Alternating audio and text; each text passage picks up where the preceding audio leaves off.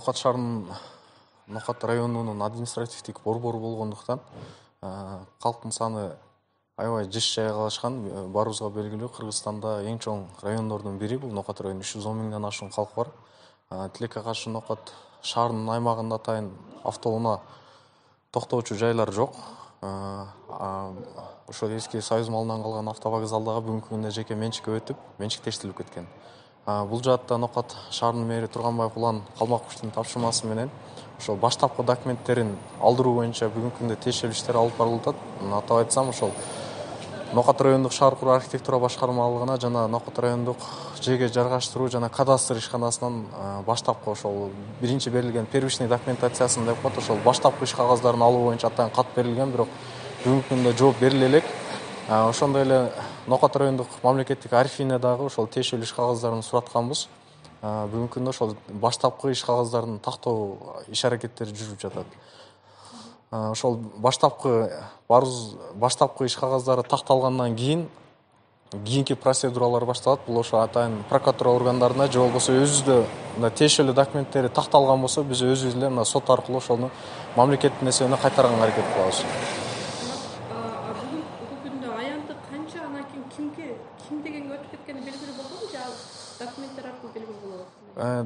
Азыр бүгүнкү күндө мен өзүмдө так маалымат жок, бирок ошо жеке менчикке өтүп кеткен, мурда иштетип аткан адам өзүнүн баласына менчиктештирип берилген. Бул соттун чечими менен менчиктештирилген. Мендеги маалымат боюнча, бирок мен мындай буну так маалымат деп айта албайм, себеби бул ошо тиешелүү органдардан алгандан кийин аныкталат. Аянтын дагы мен билбейт экенмин. Ооба.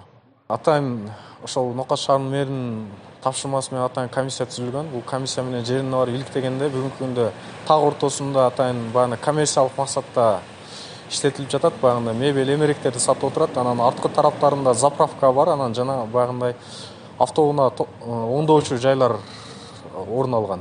Бүгүнкү күндө биз тараптан ошол Нокат шаарынын мэринин тапшырмасы менен атайын ошол жерге шаардын аймагындагы коомдук транспортторду ошол жака киргизүү боюнча тиешелүү органдар менен мына ошол май кызматкерлери менен Нокат райондук ички иштер башкармалыгы менен ошондой эле тиешелүү баа Бектен Транс деген атайын ошол коомдук транспорт каражаттары каттаган жеке ишкана бар. Ошолор менен сүйлөшүү жолу менен ошол жака киргизүүнүн аракетин көрүп жатабыз бүгүнкү күндө.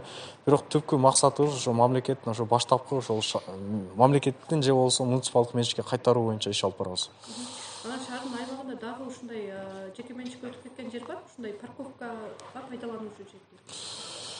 Бүгүнкү күндө Нокат шаарынын аймагында атайын унаа токтоочу жайлар жок.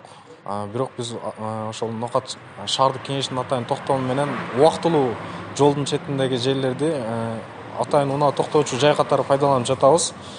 Бирок муниципалдык автоунаа токтоочу жай ачтыруу үчүн шаардын аймагында муниципалдык жер жоктугуна байланыштуу бүгүн биз жеке ишкерлер менен гана сүйлөшүү жолу менен ошол нерселерди пландаштырып жатабыз. Анан кандай пландар бар? Бул атайын ошол азыр айтып аткан автовокзалдын тушунда Бишкек Нокат автокаттамдары токтогон жер бар. Ошонун тушунда жеке ишкерлер атайын май алмаштыруучу, автоунаа жуучу жай катары пайдаланып жатышат. Биз тараптан атайын долбоордук сметалык документациялар даярдалып, ошол жерде 2 кабаттуу автоунаа токтоочу жай уюштурууну демилгелегенбиз ишкерлерге. Биринчи, экинчи этажын атайын автоунаа токтойт, үчүнчү этажын же болбосо подвалын ошол атайын автоунаа жуучу же болбосо коммерциялык башка багытта пайдаланганга мүмкүнчүлүк алат. Биз тараптан ошол демилге гана, сунуш гана берилип жатат бүгүнкү күндө жеке ишкерлерге. Анан сиздер жана кат жөнөтүп жатпайсыңар, канча убакыт болду, анан алар канча убакытта